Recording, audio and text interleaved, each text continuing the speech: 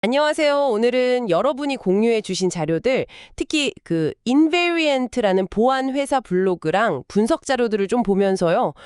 GitHub 통합 기능에서 발견된 좀 심각한 보안 취약점 얘기를 해보려고 합니다. 네, 맞아요. 톡식 에이전트 플로우라고 부르던데요. 이게 뭐냐면 여러분의 코딩 도움이 있잖아요. AI 에이전트.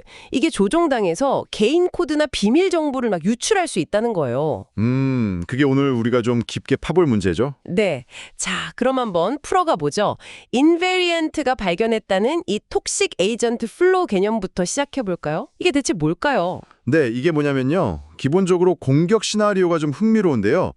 여러분이 GitHub의 공개 저장소랑 비공개 저장소를 둘 다 가지고 있다고 한번 생각해 보세요. 네, 그렇죠. 보통 그렇게 쓰죠. 공격자는 누구나 볼 수 있는 그 공개 저장소에다가 악의적인 이슈를 하나 딱 등록해 놓는 거예요. 아, 그냥 뭐 버그 리포트나 기능 요청처럼 보이게? 그렇죠.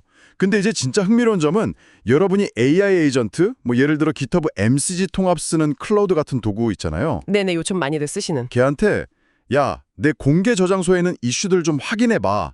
이렇게 요청하는 순간 바로 그때 공격이 시작된다는 겁니다.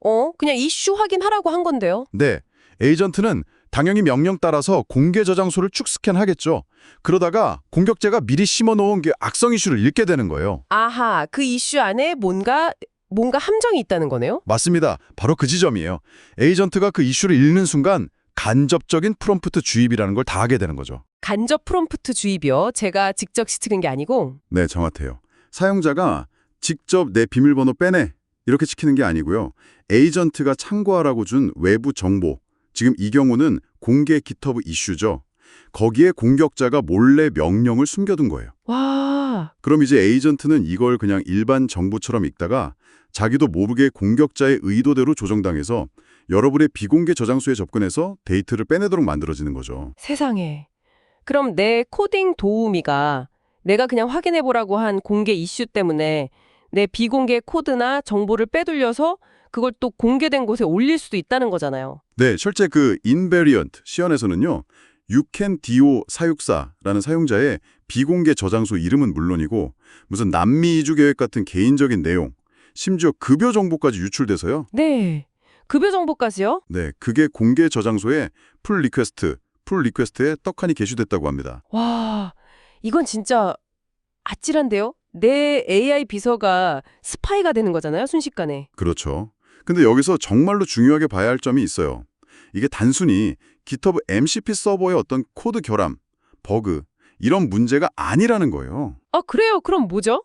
이건 AI 에이전트가 GitHub 같은 외부 플랫폼에 우리가 신뢰할 수 없는 정보랑 상호작용할 때 생길 수 있는 좀 더 근본적인 아키텍처의 문제라는 거죠. 아키텍처 문제요? 네, 심지어 최신 AI 모델인 클로드 오퍼스조차도 이 공격에 취약했다고 하거든요. 그러니까 단순히 모델을 더 똑똑하게, 더 착하게 훈련시키는 것만으로는 이걸 막을 수가 없다는 의미예요. 그 점이 진짜 중요한 것 같아요. 모델만 잘 만들면 끝이 아니라는 거니까.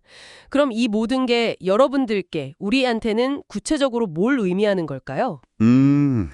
AI 코딩 비서, 이런 도구들이 점점 더 우리 개발 과정 깊숙이 들어오고 있잖아요. 네, 그렇죠. 없으면 불편할 정도로.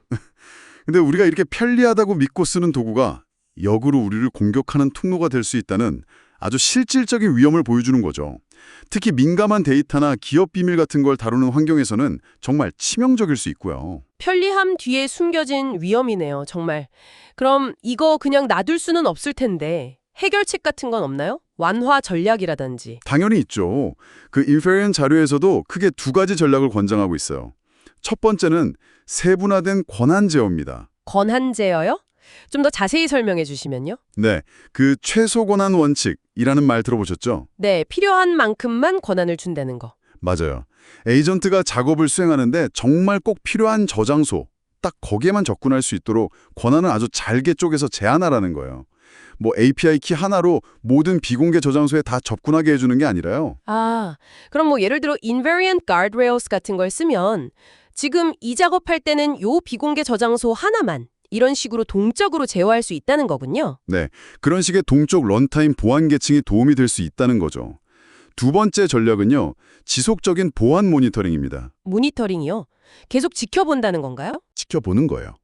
예를 들어서 인베리언트의 MCP 스캔 같은 도구를 쓰면 에이전트가 갑자기 이상한 행동, 뭐 허가되지 않은 저장소에 접근하려고 한다거나 정책 위반 같은 걸 할 때 바로 탐지할 수 있겠죠. 아, 실시간으로 감시하는 거네요? 그렇죠. 물론 이런 보안 장치들을 추가하면 뭐랄까 사용 편의성은 조금 떨어질 수도 있어요. 설정할 것도 많아지고. 그래서 이런 강력한 도구의 그 편리함과 보안 사이에서 어떻게 균형을 잡을 거냐, 이게 앞으로의 숙제인 거죠. 네, 그렇군요. 자, 그럼 오늘 이야기 정리해보면요. 톡식 에이전트 플로우라는 새로운 공격 유형을 살펴봤는데 이게 간접 프롬프트 주입을 통해서 GitHub MCP 같은 통합 기능을 악용하고 심지어 최첨단 AI 모델조차도 개인 데이터를 유출하도록 만들 수 있다는 걸 보여줬네요. 네, 그렇죠. 그리고 중요한 건 이게 모델 훈련만으로는 해결이 안 되고 최소 권한 원칙이나 지속적인 모니터링 같은 시스템 수준의 보안 조치가 반드시 필요하다는 점이고요. 맞습니다. 그리고 마지막으로 생각해볼 질문을 하나 던지고 싶은데요.